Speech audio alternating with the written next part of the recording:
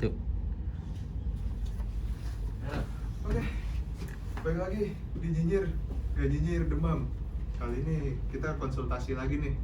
Ini kayak dipanggil di ruang BP. Ya. Ini nggak berderet begini nih kayak bermasalah banget anak-anaknya gitu. Karena kita live langsung di Universitas Gunadarma S2 ya. Iya, Dua. istilahnya. Di mana? Tepatnya di Gerasi Matupang, Jalan TBC Matupang Raya. Oke, kita ketemu lagi nih sama Iya. narasumber yang waktu itu ya. Boleh kenalan lagi dong? Boleh kenalan lagi dong. Boleh. Sebenarnya kita udah pernah collab sebenarnya. beberapa video ke belakang ya. Iya. Dengan dia kita juga bahas itu dan saya lihat peminatnya juga lumayan banyak. Makanya kita angkat lagi nih isu ini. Tapi yang kali ini lebih terspesifik. Kalau waktu kemarin kan kita bersama tuh bro ya. Di tengah pandemi ya. Di tengah pandemi, Isu mental health. COVID ya kan, isu mental health tentang pandemi. Nah sekarang kita mau lebih spesifik lagi tentang apa? Ibu dia? Yang mau dibahas apa? Iya. Berdamai dengan masa Berdamai dengan masa Iya, lalu, men. berdamai dengan masa lalu. Gimana ya? Gimana? Berdamai dengan masa lalu itu. Kita Mungkin. tuh pengen sedikit melangkah ke depan, gitu kan? Iya. Kayak, ya udahlah, gitu kan? Kejadian yang lalu udah lalu. Iya. Tapi kita masih ada dibayang-bayangi loh. Ya betul. Nah, Karena everybody pasti punya past ya, Punya masalah punya masing-masing. masa lalu. Nah itu gimana cara menghandle-nya, mengatasinya? Ya, gitu. mungkin dimulai dengan ini pribadi ya, sharing opinion pribadi kali ya. Iya. Boleh Karena- pakai contoh aja kali Iya, ya. studi kasus. Studi kasus. Terus, Misalnya siapa, Randi duluan apa Mas Toto? kita kayak konsultasi ya. Oke, Iya. oke. Ini kalau konsultasi ini bayar ini. Jadi free bro. Ya silakan. Mungkin dari gue ya. Ya, kenakalan remaja lah kali gitu. Kenakalan remaja atau bagaimana? Kalau gue pribadi, gue kayak udah berusaha macam-macam sih, kayak melamar kerjaan dan gue kayak ngerasa optimis gitu kan. Tapi ternyata hasilnya gagal dan itu sering sih sepanjang udah berapa tahun ya? Terus tahun belakangan ini sih faktor di tengah pandemi juga. Akhirnya gue memutuskan untuk lanjut studi lagi, mungkin for a better job nanti ke depan. Hopefully ya. Ya, hopefully, tapi gue masih kayak ngerasa gue yakin gak ya gitu kan, karena gue takut berakhir dengan penolakan lagi. Itu aja sih. Terus juga dengan bermasyarakat kayak oke, gue pernah punya masalah trust issue jadi gue kayak agak gak berani sih untuk memulai pertemanan baru, kayak kalau masuk di circle baru tuh pasti kayak aduh gue takut ditolak nih, bahkan takut kayak gimanain gitu kan. Gue tuh merasa kayak teman-teman gue bilang juga kayak, Ran, lo tuh kurang pede aja gitu kan. Masa sih Randi nggak pede gitu kan, channel sebelah laku kok kayak gitu. Channel sebelah bisa, masa lu memulai beradaptasi di lingkungan baru enggak? Gitu aja sih. Ya mungkin Itu masih bisa jadi masalah. dijawab dulu sama Budi untuk masalah Mas Randi. Ya. Jadi mau jawab yang soal Mas Randi ya. Iya.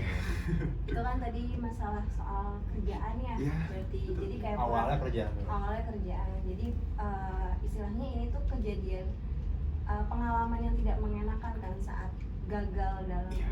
bekerja gitu. Terus dan menyebabkan jadinya Mas Randi ini tidak percaya untuk kedepannya apakah nanti bakal diterima atau minta ditolak gitu. Tapi lebih ke si penolakannya itu sendiri kan yang Iya. lebih besar gitu. Sekarang kita pahamin dulu ya Agak ke lebih diri low sendiri. tadi. Hah? Agak lebih besar. Kita pahamin di diri sendiri dulu. Jadi gini, setiap orang, setiap manusia itu pasti ada kejadian atau permasalahan yang tidak enak di masa lalunya. Betul. Lalu bagaimana kita itu bisa, jadi gini loh, berat atau tidaknya orang lain itu menghadapi suatu masalah itu tergantung dari diri sendiri, bukan dari pengalaman atau kejadian yang tidak enak di masa lalu. Paham nggak? Paham. Jadi kayak misalnya kita kadang banyak orang yang membandingkan suatu peristiwa kejadian di diri kita sama orang lain. Tapi bagaimana itu kita menghandle itu sendiri. Jadi sebenarnya untuk bisa menerima kejadian di masa lampau, agar kita bisa kayak berproduktif lagi di masa yang sekarang, masa depan gitu. Jadi kita tuh harus bisa menerima dulu yang kejadian yang udah nih. Jadi kita lihat dulu nih kekurangan kita tuh dulu apa. Kita terima dulu dari diri kita sendiri. Kita terima misalnya waktu itu gagal kenapa nih? Misalnya di tes wawancara atau gimana gitu kan. Nah, kita lihat nih beberapa kali, oh ternyata saya ini dulu selalu gagal di sini, misalnya di tesnya nih, misalnya di bagian awal. Terus berarti nanti kedepannya saya harus bisa lebih baik lagi buat di tes ini. Atau misalnya kalau misalnya udah masuk ke perusahaan terus nggak lama di perusahaan itu, kita harus lihat juga, kita harus gali diri kita sendiri, apa sih yang bikin kita tuh gagal di sini istilahnya ya. Terus baru nanti kedepannya kita, oh saya dulu waktu itu gagal karena ini, karena hal ini. Berarti nanti di hal yang ke depan, di saat saya sudah mau memulai mencari pekerjaan baru, itu nanti jangan sampai hal yang kemarin itu terulang lagi gitu. Tapi kita harus yakin sama diri kita sendiri. Mau tahu nggak yang paling susah dalam menghandle hal itu tuh apa sih? Hal paling fundamental. Ya, orang lain percaya sama kita, tapi kita nggak percaya sama diri kita sendiri. Yang paling penting itu ya kita bisa bisa menerima kekurangan di masa lalu kita dan bisa menerima kelebihan yang ada dalam diri kita. Misalnya kita kayak yang tadi nih dicontohin, dia udah gagal. Nantinya udah gagal nih di masa lampau, tapi dia mau mencoba untuk masa depan. Itu tuh udah sebuah kelebihan di dalam diri dia. Terus misalnya bisa dilakukan kayak self talk sendiri sih. Even kayak orang kan mikirnya, aduh self talk tuh kayak ngomong sendiri, Kontemplasi kayak lah itu kayak istilahnya. apa gitu kan. Cuman itu tuh perlu sih buat diri sendiri, meyakinkan diri sendiri. Jadi selama kita belum yakin sama diri sendiri, kita minta pendapat sama orang lain, itu bakal mental. Mau orang lain masukannya positif, mau orang lain masukannya negatif, itu tuh bakal mental. Misalnya orang lain masukin positif nih, kayak lo bisa kok, lo ini kok, lo pasti lancar gitu-gitu. Tapi di diri kita, aduh nggak yakin. Bisa nggak kita ngelakuin buat kedepannya? Menurut kalian? Nggak bisa kan? Iya. Terus misalnya nanti, jadi gini, di saat kalian sudah bisa menerima semua itu, yang di masa lalunya itu udah bisa terima kekurangan maupun kelebihan. Jadi nanti suatu saat misalnya di kerjaan ada masalah, terus di dunia misalnya sosialisasi ada masalah, itu kalian gak bakal masalah sama sekali. Jadi misalnya dapat kritikan nih dari bos nih, oh ya nggak apa-apa, kritikannya juga pasti, oh saya berarti salah di situ, saya harus memperbaiki ke depannya. Terus kalau misalnya di sosialisasi, misalnya kayak temen, misalnya dulu kita pernah dibully sama temen ya, contohnya kita misalnya dulu pernah dibully sama teman, terus kita ketemu lagi sama orang lain gitu, karena kita jadi malas buat temenan misalnya gitu, karena takut dibully lagi. Terus oh mungkin yang dulu ngebully saya dulu itu pola asuh dari orang tuanya itu tidak baik, tidak diajarkan empati kepada anaknya gitu, kepada si anak yang membuli saya. Berarti saya itu harus lebih belajar empati. Terus belum tentu semua orang itu seperti itu gitu. Jadi lebih bisa mendengarkan masukan orang lain baik negatif ataupun positif. Kayak gitu sih. Clear sih. Gimana Mas Randi? Kira-kira Mas gimana? Mantap ya. Clear. Ya, berikutnya gimana? Gimana? Bang Bungto. Mungkin ada masalah yang bisa Mungkin. di-share. Nakalan aja kali ya. Maksudnya itu apa namanya? Kalau dulu ya, zaman dari SD SMP kan tuh kenal bandel ya. Saya pengen cara kita kan dari bandel itu karena ada yang dikucilkan kita kan. Nah cara kita kalau bisa dikucilkan sama teman-teman kita gitu, udah nggak mau berteman lagi sama kita. Oh, yang berarti yang dari dulu itu maksudnya temannya itu teman yang Temen dulu atau temen teman yang dulu, sekarang? temen dulu itu misalnya itu gimana kalau deh sama kayak kejadiannya kayak saya gitu di zaman SD atau SMP waktu itu. Misalnya zaman kapan nih? Waktu SMP. Waktu SMP. Berarti kalau misalnya kayak gitu sama kayak tadi kasus bullying kali ya. Nah, Jadi pernah dibully sama orang, sekarang kan juga pernah dikucilkan sama orang lain.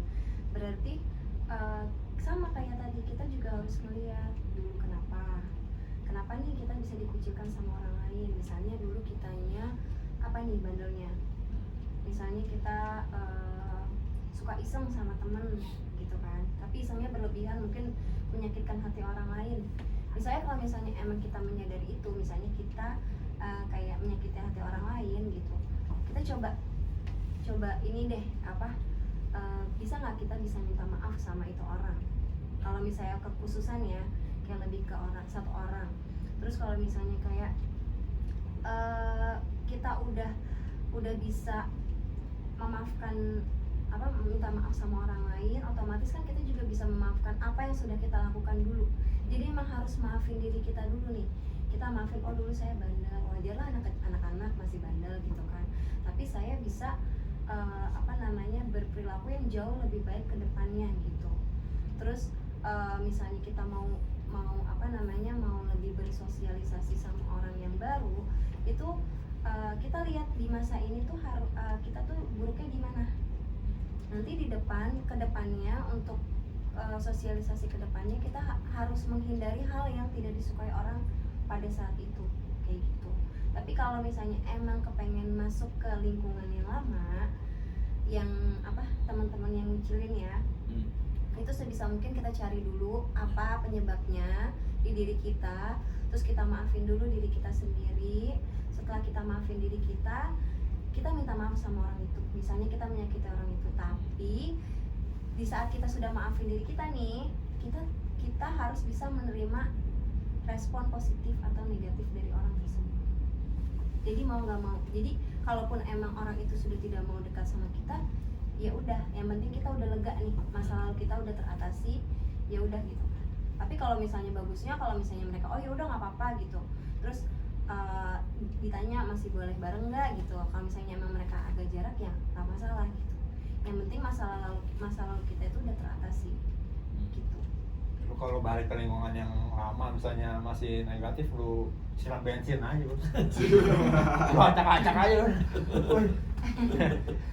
Mau tanya juga, Nah, itu misal kalau yang kayak ini kita pakai contoh kasus aja sih ya, kalau yang Biar lebih kayak gampang. korban-korban kayak bekas korban perilaku tindakan kriminal itu kan mesti kita agak susah ya untuk Tindakan kriminal gimana tuh? ya macam-macam, ada yang jadi korban pencurian atau bahkan sexual abuse kan lagi marak-maraknya tuh, dan mereka juga kayak untuk sebagai penyintas mereka juga butuh keadilan gitu. Nah, itu gimana ya? Kayak saya juga masih bertanya-tanya gitu kan. Ya lebih susah lagi tuh kalau asli ya, lebih kompleks lagi sih kalau misalnya buat yang udah masalah bekas korban kekerasan atau misalnya bekas bencana alam kali ya, itu mereka lebih membutuhin terapi sih. Jadi mungkin mereka nggak bisa self ya nggak healing bisa sekali dua kali juga. Kalau misalnya kita tuh bisa self healing, misalnya selama kita manusia